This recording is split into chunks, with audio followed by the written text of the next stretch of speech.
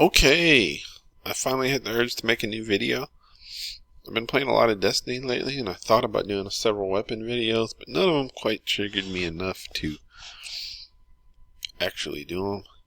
As usual, I'm sniffling. I notice I seem to be sniffling all the time in my videos. I guess it's just how I am.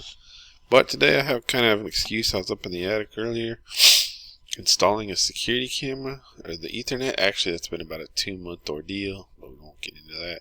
But anyways, and I was finally done, and so I had sort of like stamped down a lot of the kind of like powdered insulation or whatever. So I had this little plastic rake up there, and I was like evening it all out so there wasn't like low spots anymore. Because I'm done now. I'm not stomping around up there no more. Just making it nice and even and fluffy. It's this nice white, like cotton candy looking insulation up there. But anyways, or it's mostly white. Anyways, it's kind of multicolored, I guess. Anyways, oh yeah, so, and I noticed, they always, I've seen some videos and they say like, oh, wear like a gas mask up when you're like raking insulation or whatever, because, that stuff is extremely fine and gets on your lung. And they were like a regular cloth, and I was thinking, oh, it's COVID time. I got tons of cloth masks for one time in my life. Like, 5 years ago I wouldn't have had any, but now I've got, man, I didn't even bother wearing one, by the way, but because I just kind of forgot, and I was just like, I'll just do this real quick. But anyways, so, but then, I looked around in the air. I had this little, like lantern with me for light up there, and there's like tons of little particles in the air, just thick with them, that I didn't even realize I was breathing all this nasty stuff. And it was very, very irritating.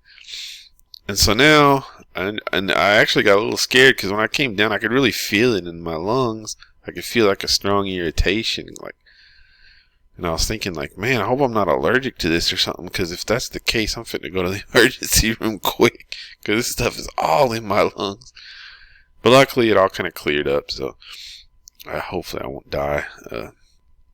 But yeah, next time I'm at least going to wear a cloth mask when I'm raking insulation in the attic, because that crap gets everywhere. Like I said, I didn't realize it till I just happened to, the light from my lantern was at a correct angle till I saw like the air, and I saw like just literally millions of little particles floating around.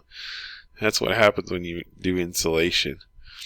Anyway, so that's kind of why I'm all sniffly. Since then, which was a few hours ago, I'm sure, I think this will probably last a few days, but nothing much I can do. I got a metric ton of insulation crap in my nose and lungs, but anyways, as I said, I suspect I'll live. But let's talk about this Logitech G Cloud that prompted me to make this video. I'm just using some random YouTuber. He seemed to have the best detailed video footage of it. I've been kind of had my eye on this for a little while, or I just was known about it like a couple weeks ago, but it kind of leaked then, and now they did the full official like early review. It's coming out October 18th, so about a month. I think it's October 18th. Here it is, September 23rd. So what it is like a cloud gaming handheld, and it looks really cool. You can see it in the pic. Now, some specs on it. It's using a Snapdragon 720G chipset, which is a decent mid-range chipset. Could be better, could be worse. It has 4GB RAM. I wish it had at least 6, because at least for phones, you kind of want at least 6. Like most things nowadays, whether it be Android or Windows, 4GB is about tapped out on the operating system. And so you want, they load it when you boot a Windows computer, it's pretty much using almost 4GB right away. That's why you really want at least 8GB in a Windows computer, or even a phone, Android phone. But they still work with 4 gigabytes obviously just fine, and I assume the operating system on this has been tuned to work with 4 gigabytes just fine. And like I buy some of these little Chinese handhelds, or at least I look at a lot of them. I've only bought like 2, I guess. Well, one of them I returned, and they often have 2 or 3 gigabytes of RAM. So 4 should be, if you look at it compared to those, and even running Android, they might have like 3 gigabytes of RAM. Some of them that are like $120, like the Retroid Pocket 3 is the name of one of them. But anyways, the point is, 4 gigabytes sounds low for a phone or PC, but I think it'll be it's pretty solid for a handheld. Now, what this is, they're literally focusing it on cloud gaming, which is an interesting gambit if you ask me, and kind of speaks to the maturity that cloud streaming has come all this way. I used to be a big, like when OnLive, there was a service, pretty much one of the first cloud streaming services was called OnLive, and I was a big proponent of it. I was like, oh, this is a game changer. In theory, I'd never played it. Once I played it, I realized there's some problems. But, especially, this was way back years ago.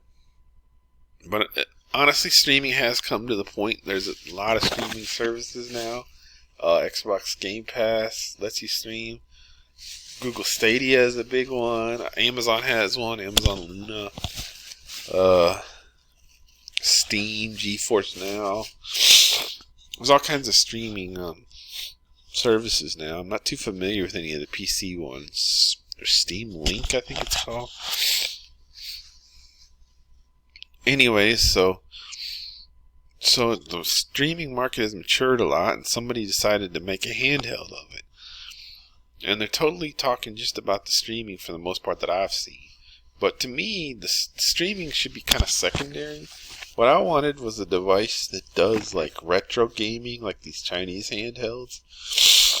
Which this runs Android, it appears, and you can see later on he goes to the Play Store, so it has Play Store in there, so good to go. You could get, I mean, I'm not an expert, but I assume you'll be able to get like tons of emulators and stuff then. Like, I can't wait till ETA Prime or somebody, or Retro Game Core gets, he's a handheld gaming YouTuber, gets one of these and really shows how to set it up for retro gaming and stuff. I think it's really going to be neat in a lot of ways. Now, a lot of people are trashing this, and they're like, because the one thing is it costs $349, and a lot of people are bashing it. They're like, oh, you can get practically a Steam Deck. Steam Deck starts at about $400. Which, to be fair, the Steam Deck is all you would then need to get. That's the 64 gigabyte Steam Deck, and 64 gigabytes obviously useless storage wise. I don't actually even know how much storage this thing comes with. What does this little description say? I don't know, but since it's cloud game, it's probably not. It's probably like 128 gigs or something. But anyways, I want to say it's 128 gigs. But oh yeah, so Steam Deck. Then you gotta buy because I was thinking about it. You gotta buy like a 256 gigabyte SD card if you bought the lowest price one. Now, if you bought the higher price ones, I think they're like $529 and $650 or something. Now, then they're way more than this device, which is nominally a $349 handheld. Is the MSRP on this Logitech G Cloud. So, Steam Deck, you at least got to spend $400, which is $50 more. Then you got to spend at least like $50 on getting a decent, like at least 256 gigabyte SD card, in my opinion. So you're really looking at $100 more at minimum. I mean, it's not nothing. Another thing is, this thing is $299 when you pre-order it. Pre-order from anywhere. I pre-ordered it from Amazon. They have their own Logitech ordering page. It's $299 to pre-order. So right away you're getting $50 off, which makes it a little better price-wise. So $299 for this versus a minimum of like $450 for the Steam Deck with the SD card. Looks a little better than the value proposition, in my opinion. And another thing that this would compare to would be a Switch, or like a Switch OLED. And I gotta admit, that's a tough comparison. Like, I've kind of always wanted a Switch OLED, but it's like, oh, I don't want to spend $350. Well, this is almost the same price. Now, I'm pre-ordering it. I've actually pre-ordered it from Amazon, which isn't much of a commitment because Amazon is awesome in that they don't charge you till it ships, which every company should adopt, but a lot of them don't. Anyways, so I'm not worried about it. Like, I can just decide to cancel my pre-order later in the next month if I decide I don't want it. But I'm probably going to keep it. It is a little pricey, but I do agree. A lot of people have criticized it. They're saying, "Oh, it's just a cloud handheld, and it's $350." Well, I've seen a lot of comments and such to that effect, or YouTube reviewers calling it dead on arrival, or questioning, not calling it. But I know that Mad Little Pixels was like dead on arrival, but he also admitted he had pre-ordered one for work because it's his job to do YouTube. But anyways, so like I said, to me, I will be looking at this as an native Android games. Like I'm not sure what there are, but I don't have a lot of experience with Android gaming. But I know like what's that, Terraria, Minecraft, things like that will definitely play great on it, I believe. Stuff like that will be great. I'm more interested in native gaming because to me, cloud gaming, I've done a decent little amount of cloud gaming. I've played a decent amount of Destiny on Stadia, a few hours at least over the months. And the latency definitely isn't there. I saw one reviewer, he summed it up perfectly. Basically, you wouldn't want to play a multiplayer. He was playing some Fortnite.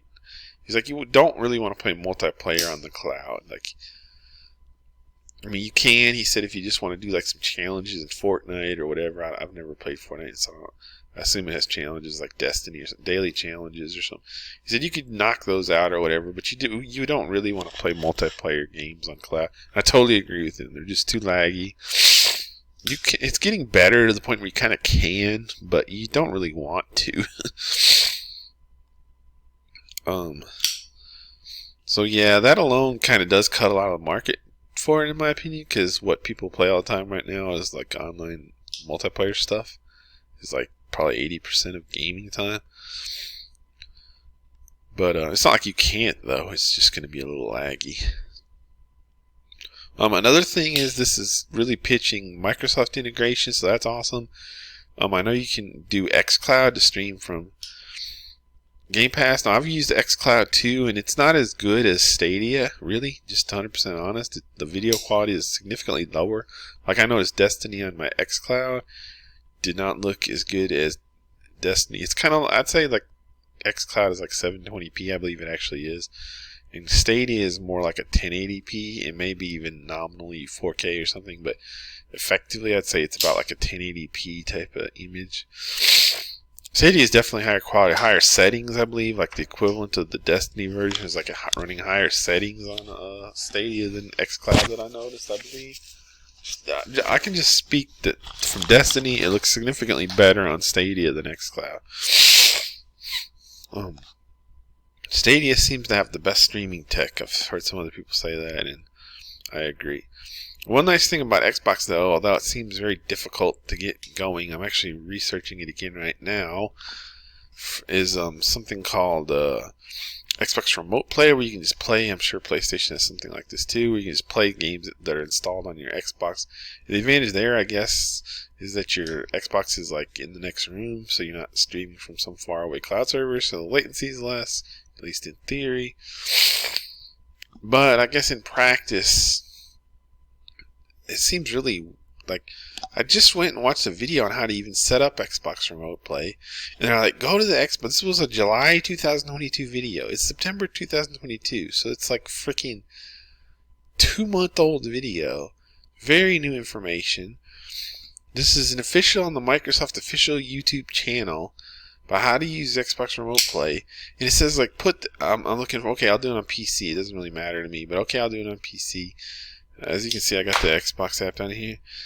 And it's like, hey, go to the Xbox app, and you'll see this little icon in the upper right, like, and click on. I don't have that icon. I mean, it's so stupid. I always run into some problem like this. There's literally no such icon on my Xbox app. that they're telling you to click to get started. I guess it's because, anyways, I'm not going to get too into that, but it just shows there's all these problems with the Xbox Remote Play, I swear. But anyways, I'm interested in that because one thing that happened is I used to stream Destiny on my Xbox, and that's better. The reason I didn't use Stadia, you can do Stadia and it's free, but for Destiny, you don't have all the expansions, so like half the content's not available there. So it's not good for streaming it unless you want to pay for it all a second time. I've already paid for it all on Xbox. And believe me, Destiny's expensive as hell. It's like $150 a year now. If you count everything. So I'm not spending another $150 a year, a bunch of money, just to get the Stadia version up to, you get a free-to-play version of Stadia. It's not all the content. So yeah, that's an issue that I had gotten around by. I'd be just playing on xCloud. That already automatically had all my content, but when Destiny left Game Pass, that left. It only applies to games that are on Game Pass. So I literally can't play Destiny on xCloud anymore. So I just use Stadia, which doesn't have all my paid for expansions. And then I believe if I could do remote play though, I could. I've got to get that running. But anyways, so yeah, Xbox Remote Play would be a good use case for this. xCloud, which is different than Xbox Remote Play. All these different streaming services. But I don't think they're the main. They seem to be showing Forza a lot, probably because it looks really good. You can see him going. That's one of the things I wanted to highlight here. Is that it has. You could also use this as a small tablet, clearly, which is kind of neat. Because you can see here is YouTube app. So to me, I think it helps soften the $300 price by the fact that it's also a tablet. Especially if you don't have a tablet. I do have a tablet. I have a Samsung S7. So it's kind of not as big a deal to me. But if you don't have a tablet, this could be your little tablet. I mean, clearly you could use it as it's a decent sized little tablet. And I'm thinking you could prop it up and watch Thursday Night Football on Amazon Prime on this thing. You could put that app on there. So that, to me, I mean, any decent little tablet will cost. Samsung sells these kind of crappy ones for like $150, I think, and they don't have as powerful a chip. Samsung tablets tend to have really crappy chipsets unless they're the new, the top of the line ones. They're pretty weak. I've had a few. So yeah, I mean, to get a crappy Samsung, or I guess the only other little tablet I can think of would be like the Amazon Fire HD ones, which are trash, but yeah, I mean, those run $100 at least. So you're defraying like 1/3 of the cost of this thing right there, and it looks way nicer than like a Fire HD display. And so yeah, that defrays a lot of the cost, in my opinion. A good tablet is $600-700, and this thing's $300. No, it's not a full size, and it's not a great tablet. It's not super powerful, like I said. But I think that defrays a lot of the cost if you're worried about that. And you can do double. It's one more tablet around the house. You can always use more screens. I have a laptop and a tablet and a desktop PC, and you can always use more screens in your house. Trust me. And actually, this little form factor would probably be a really handy tablet. It might be kind of annoying that it has these controls on it when you're using it as a tablet. But like I said, excuse me, last sneeze. Excuse me again. Remember the insulation in my nose. But yeah. And some other things that I think justify the $349 price on this that I've been thinking at. A lot of people have been pushing back on it, like I said. Is look at the build quality. It looks really nice. Logitech is really nice. Everything I've ever bought from Logitech has basically been awesome. Awesome build quality. They have a really good reputation. Hell, I'm using a Logitech wireless keyboard right now on my PC. I use a lot of Logitech stuff, and it's always been really good build quality, so I don't see any reason this should be an exception. So again, you're paying for that build quality, and this that looks really nice in this $349 device. I think it's worth it. You got a decent mid-range phone chipset. Could be a lot worse. It gets about 550, 600 Geekbench 5 single core score, which is what I go by as the single best benchmark, which isn't too bad, you know. As I said, could be a lot worse. It's not the most powerful thing in the world, though. I will admit. I comment. Some guy responded to a comment by a guy who's like, "Oh, one of the common things I say, well, just use your phone and a Razer Kishi. It'll blow this out of the water for less and be way more powerful." First of all, as they say on social media, first of all, I have a Razer Kishi. It's trash. I don't even ever use it. I mean, yes, you can hook it up to your phone, but first of all, you can't really use it with a case. I think they've got a new one that you can sort of use with your case. You can sort of do some workarounds to cram your fat phone case in there, but they're not very good. And they don't, generally speaking, I'd say, don't count on using it with your case.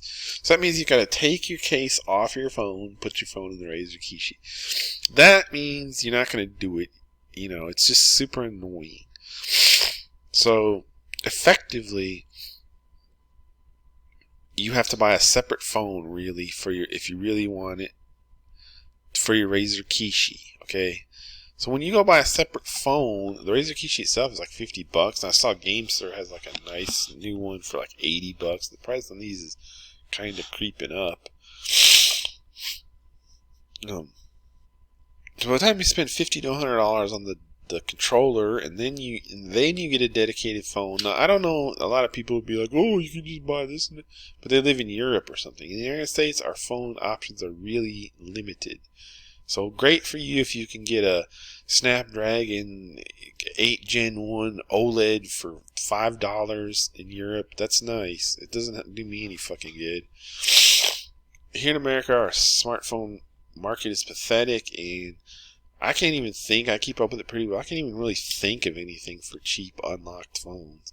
The best right now is the OnePlus N20, which has a Snapdragon 665, I think, chipset, which is about as good as the one in this.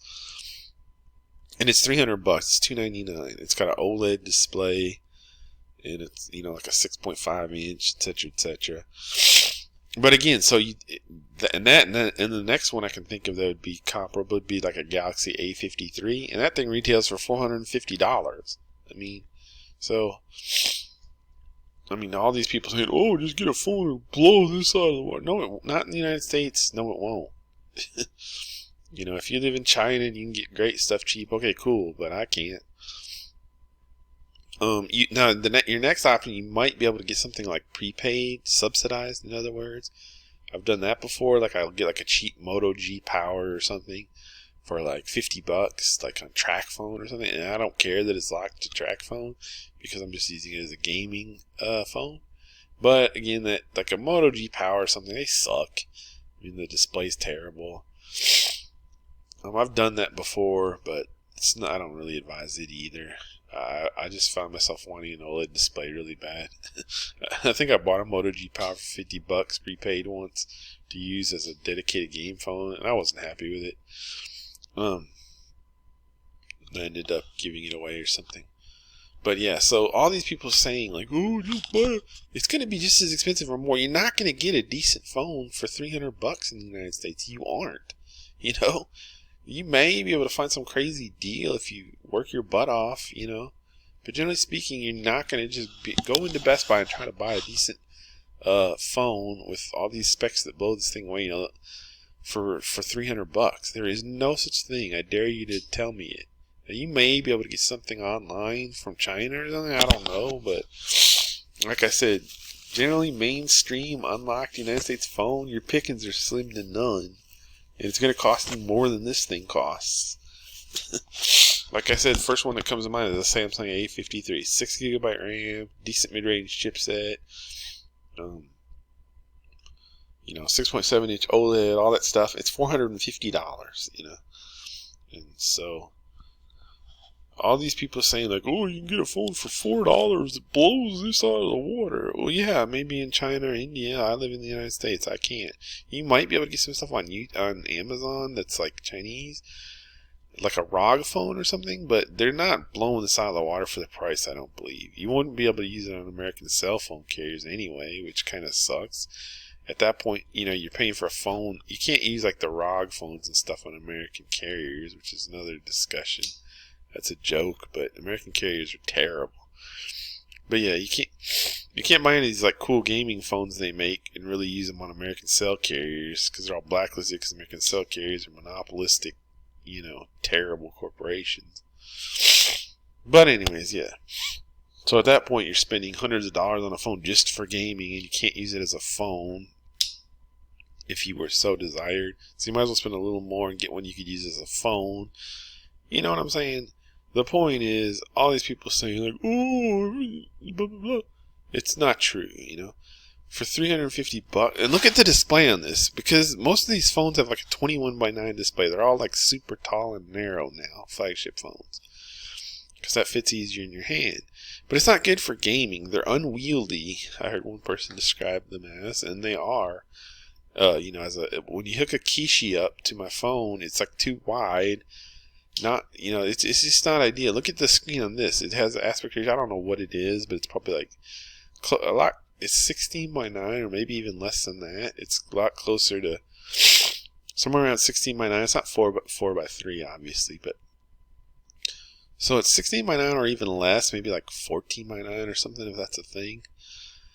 It's much better than a really tall, narrow phone display with a Razer Kishi attached, as far as ergonomics and stuff, and just feeling natural. And it has looks like about twice the screen area, again, as a flagship phone. Nobody mentions that with their big phone spiel.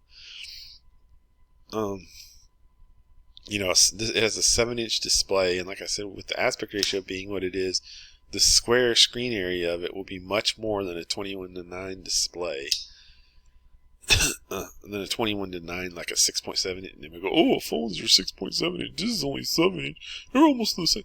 No, it doesn't work that way when you measure screen area. A lot depends on the aspect ratio. And you can see, just looking at this guy holding it, this thing has a screen that's probably about 2x the size of a 21:9, 6.7 inch phone screen. Because when you're measuring the diagonal, aspect ratio really matters a lot as to screen area. You get you can get a really high stat on a tall phone screen because it's so tall, but it doesn't mean it has a lot of screen area. It's tall and narrow. But anyway, so yeah, and like I said, any dedicated handheld just feels much better. Like Razer Kishis, they feel really creaky. You know, they being two pieces, they don't feel solid. You know, the phone and the controller. Trust me, I don't like the ergonomics of the Kishi. I mean, it's cool for what it is, I'll admit, but like I tried playing Destiny on there once or twice. It's terrible. Like this would probably be just so much better. Trust me. I mean, you can just see the ergonomics of it look nice, and the screen is really nice. Like I said, to me, the screen looks much more vibrant than Steam Deck. I think in Steam Deck they cut costs on the display. They made like a decent display, but it's not really anything to shout home about on the Steam Deck. This display on videos that I've seen looks much more vibrant. They've said it's 450 nits, which is a good spec. Most tablets are like 400 nits. All I know is that it looks to me like they prioritized display, which was an awesome choice in my opinion. You know, they probably thought, hey, it's streaming anyway, it doesn't need a lot of power, let's put a really nice display on there. And they did, and I love that. Like I said, the power, I wish it had more, but it's not bad. And since I only care about like Super Nintendo emulation and below, I don't care about PS2. Some guys complain it doesn't run it's not going to run PS2 well, etc. I don't care. PS2 are some of the worst games ever made. 3D from that era was so ugly. Like, I don't care. But if that's you and you're really excited to play really bad, terrible old 3D games, great. You know, it's not the device for you apparently, because apparently the chip will not run like GameCube and PS2 that well. So I get that if that's your thing, but for me, I don't care because I like emulating older games. 2D is where nostalgia ends pretty much for me. So yeah, I think I'm really interested in it. I've already pre-ordered it. I think for $300 that I paid $299. One thing I am a little worried about is somebody said, "Oh, the Mad Little Pixel guy was like, oh yeah, I expect to see this thing clearanced all over the place in a few months." I do kind of worry about that, but then I got to thinking, like, let's say it clearances, I don't see it going much lower than like $199 or something. So if I buy it $299 and it bombs, and later I see it for $199, I don't think I would. I won't shoot myself over $100 that I lost, 6 months later or whatever. Now, if it's like 150, I guess I would be kind of a little more annoyed. Like, I paid 300, now it's 150 on clearance. I'm not saying it's going to be clearance. I don't necessarily agree. I'll kind of be really interested to see how this does in the market. Like, is it going to be popular? I think that, I don't know. I think Logitech was saying, I saw on Amazon it's like #1 in some category, but the category was really weird, so I don't think it counts. I don't know. I feel like there's been some fair interest in it, though.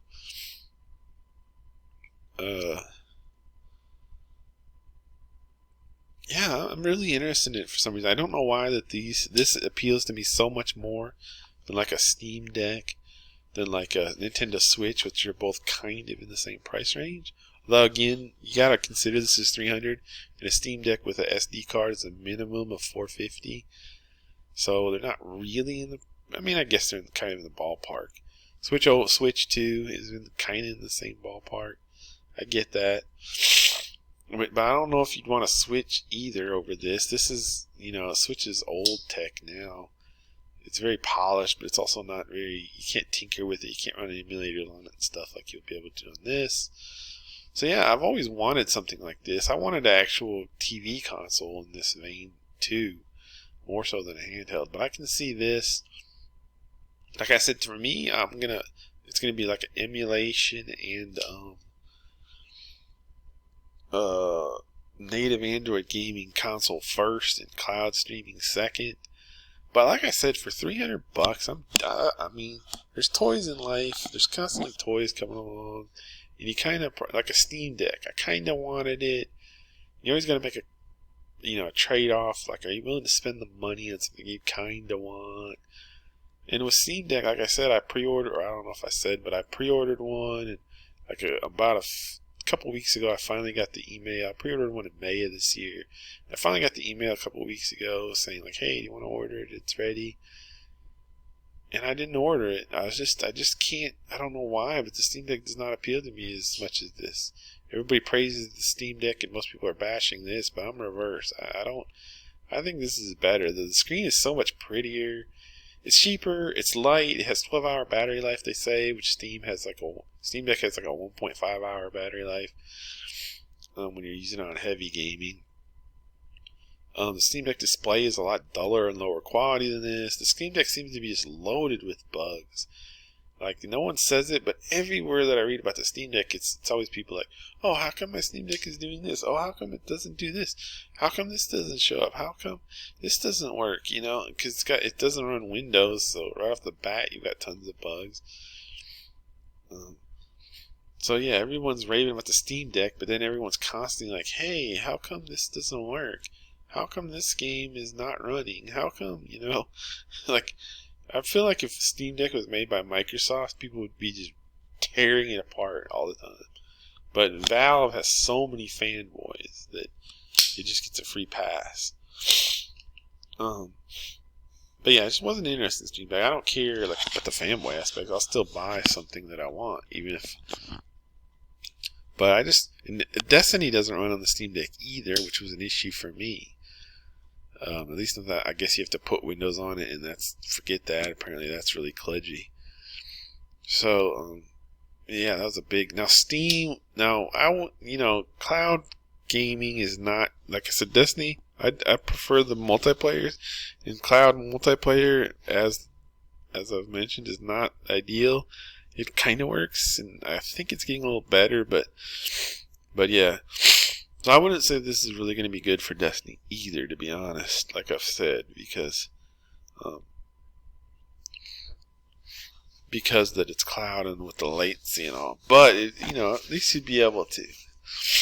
It may not be ideal, but you can do it in a pinch. And I'll be interested to see, Yeah, the more I talk about this thing, the more excited I am about it in a lot of ways. I guess it's just going to be cool. It'd be great to play your games on the Game Pass. It's another tablet. I like the specs in a lot of ways. I think the mid-range chipset is fine. I wish the specs were higher or the price was lower, sure, and or both. But I feel like there could be a version 2. I feel like that could be my biggest like regret if I get this for $300 and then in like a year they come out with one that's like 8 gigabytes of RAM and a much more powerful chipset, and it's also $300, and I'll be like, well, damn. Yeah, but I'll be really interested. I'm really intrigued by this. I really want it. I don't know why. Like I said, there's just some. Like I said, as far as like how I kind of want the Steam Deck, I kind of want the Switch, but I've been wanting the Switch a little bit for like years, and I've never pulled the trigger. So the point is, yeah, I'm getting one. I'm really excited the more I think about it. I'm 90% sure I'm getting one. I still might, I still have the option to cancel my pre-order by October 18th.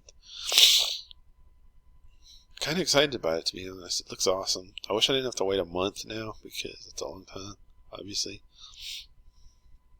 One issue is I've been wanting to save for a 75-inch TV in the $1,000 to $1,200 price range. Yeah, it's kind of a tall order to get a good 75-inch TV for that price. You can get a cheap one, but yeah, and I've kind of tried to like save every dollar I have towards the TV, so to all of a sudden go spend $300+ on this is going to put a wrench in my plans. But anyway, so I'll probably do it anyway because I really want it. It really looks cool to me. I don't know why. It looks cooler than the OLED Switch. It looks cooler than the Steam Deck. Like I said, 10 to 12 hour battery life because it just streams. I can't wait till people like ETA Prime or Retro Game Core, excuse my yawning, get a hold of this. Retro Game Core especially will tear it down real good. And, tell you how to put emulators and stuff on it. So yeah, I'm really excited about the Logitech G Cloud. I think it's going to sell good. They've shown it a lot with Forza Horizon, probably because it runs well. Again, cloud gaming, not the best in my opinion, but I don't think that's the primary objective of this. I mean, even though that's primarily what they're selling it as. Oh, he mentions in here about the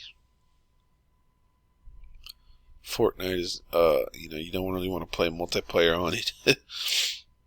But yeah, so that's that. Really interested in the G Cloud. I've pre-ordered it. Still might cancel my pre-order, but just those are response to some criticisms I've heard of it. I think the build quality is going to be great. I mean, I think something like this has been a long time coming, instead of these little Chinese handhelds that keep popping up of often questionable quality. This thing has Android 11. I do wish it had a newer version of Android, because I think that the newest version of Android is like 13, but 11's not bad at all. Some of these Chinese handhelds I think have like Android 7 or something on them, so 11 should be good, should be supported for a while, I assume. Maybe they'll upgrade this thing to a newer version of Android before too long.